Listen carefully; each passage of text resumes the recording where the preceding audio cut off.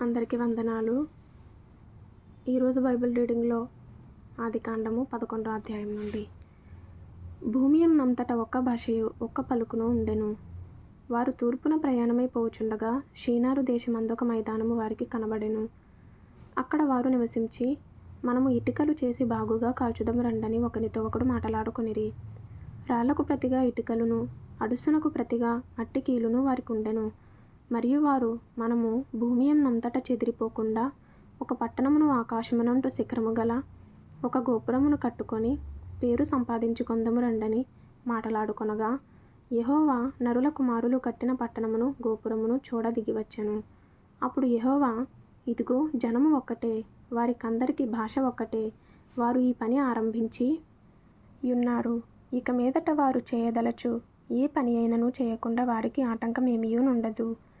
గనుక మనము దిగిపోయి వారిలో ఒకని మాట ఒకనికి తెలియకుండా అక్కడ వారి భాషను తారుమారు చేయుదము రండని అనుకొనెను.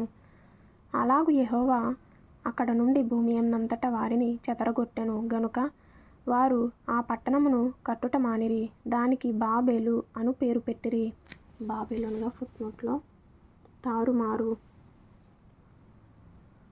దానికి బాబెలు తారుమారు అను పేరు పెట్టిరి. ఎందుకనగా అక్కడ యెహోవా భూజనులందరి భాషను తారుమారు చేసెను. అక్కడ నుండి యెహోవా భూమి యందంతట వారిని చెదరగొట్టెను. షేము వంశావళి ఇది. షేము 100 ఏండ్లు గలవాడై జల ప్రవాహము గతించిన 2 ఏండ్లకు అర్పక్షదును కనెను. షేము అర్పక్షదును కనిన తరువాత 500 ఏండ్లు బ్రతికి కుమారులను కుమార్తెలను కనెను. అర్పక్షదు 35 ఏండ్లు బ్రతికి షేలహును కనెను. అర్పక్షదు షేలహును కనిన తరువాత 403 ఏండ్లు బ్రతికి కుమారులను కుమార్తెలను కనెను.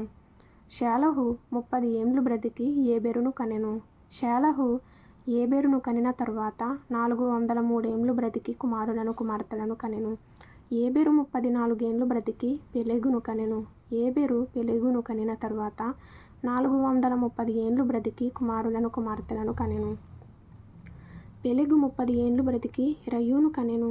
పెలెగు రయూను కనిన తరువాత 209 ఏండ్లు బ్రతికి కుమారులను కుమార్తెలను కనెను. రయు 32 ఏండ్లు బ్రతికి సెరూగును కనెను. రయు సెరూగును కనిన తరువాత 207 ఏండ్లు బ్రతికి కుమారులను కుమార్తెలను కనెను. సెరూగు 30 ఏండ్లు బ్రతికి నాహోరును కనెను. సెరూగు నాహోరును కనిన తరువాత 200 ఏండ్లు బ్రతికి కుమారులను కుమార్తెలను కనెను.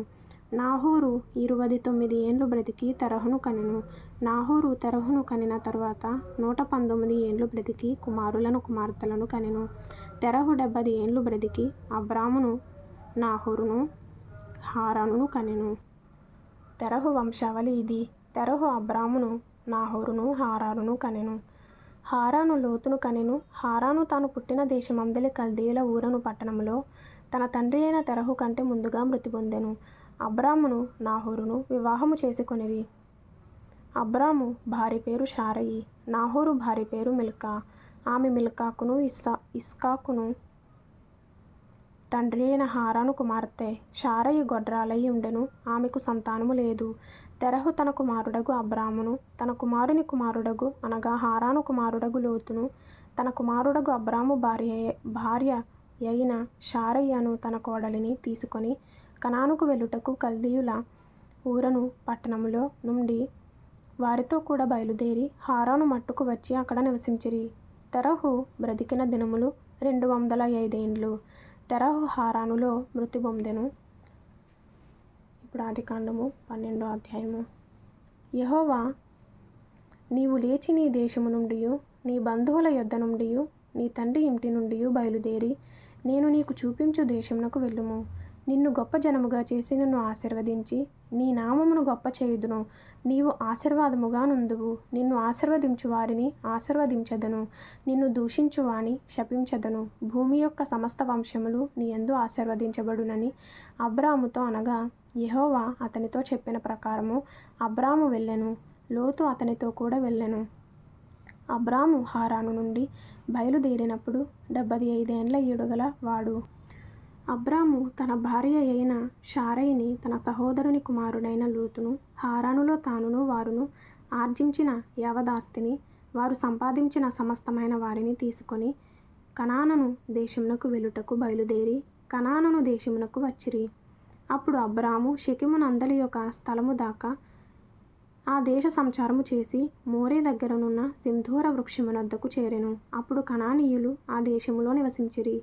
యెహోవా అబ్రామునకు ప్రత్యక్షమై, నీ సంతానమునకు ఈ దేశం ఇచ్చేదనని చెప్పగా, అతడు తనకు ప్రత్యక్షమైన యెహోవాకు ఒక బలిపీఠమును కట్టెను. అక్కడ నుండి అతడు బయలుదేరి బేతేలుకు తూర్పుననున్న కొండకు చేరి, పడమటనున్న బేతేలునకును తూర్పుననున్న హాయికిని మధ్యను గుడారము వేసి అక్కడ యెహోవాకు బలిపీఠమును కట్టి యెహోవా నామమున ప్రార్థన చేసెను. అబ్రాము ఇంకా ప్రయాణము చేయుచు దక్షిణ దిక్కుకు వెళ్ళెను. అప్పుడు ఆ దేశములో కరువు వచ్చెను. ఆ దేశములో కరువు భారముగా నున్నందున అబ్రాము ఐగుప్తు దేశములో నివసించుటకు అక్కడికి వెళ్ళెను. అతడు ఐగుప్తులో ప్రవేశించుటకు సమీపించినప్పుడు అతడు తన భార్య అయిన శారైతో, ఇదిగో నీవు చక్కని దానివని ఎరుగుదును. ఐగుప్తీయులు నిన్ను చూచి ఈమె అతని భార్య అని చెప్పి నన్ను చంపి నిన్ను బ్రతుకనిచ్చెదరు. నీ వలన నాకు మేలు కలుగునట్లును నిన్ను బట్టి నేను బ్రతుకునట్లును నీవు నా సహోదరివని దయచేసి చెప్పుమనెను. అబ్రాము ఐగుప్తులో చేరినప్పుడు ఐగుప్తీయులు ఆ స్త్రీ మిక్కిలి సౌందర్యవతి అయి యుండుట చూచిరి. ఫరో యొక్క అధిపతులు ఆమెను చూచి ఫరో ఎదుట ఆమెను పొగడిరి. గనుక ఆ స్త్రీ ఫరో ఇంటికి తేబడెను. అతడు ఆమెను బట్టి అబ్రామునకు మేలు చేసెను. అందువలన అతనికి గొర్రెలు, గొడ్లు, మగ గాడిదలు, దాసులు, పనికత్తెలు, ఆడుగాడిదలు, ఒంటెలు ఇయ్యబడెను. అయితే యెహోవా అబ్రాము భార్య అయిన శారైను బట్టి ఫరోను అతని ఇంటి వారిని మహావేదనల చేత బాధించెను. అప్పుడు ఫరో అబ్రామును పిలిపించి, నీవు నాకు చేసినది ఏమిటి? ఈమె నీ భార్య అని నాకెందుకు తెలుపలేదు? ఈమె నా సహోదరి అని ఎలా చెప్పితివి? నేను ఆమెను నా భార్యగా చేసుకొందునేమో. అయితే నేమి, ఇదిగో నీ భార్య, ఈమెను తీసుకొని పొమ్మని చెప్పెను. మరియు ఫరో అతని విషయమై తన జనులకు ఆజ్ఞాపించినందున వారు అతనిని, అతని భార్యను, అతనికి కలిగిన సమస్తమును పంపివేసిరి.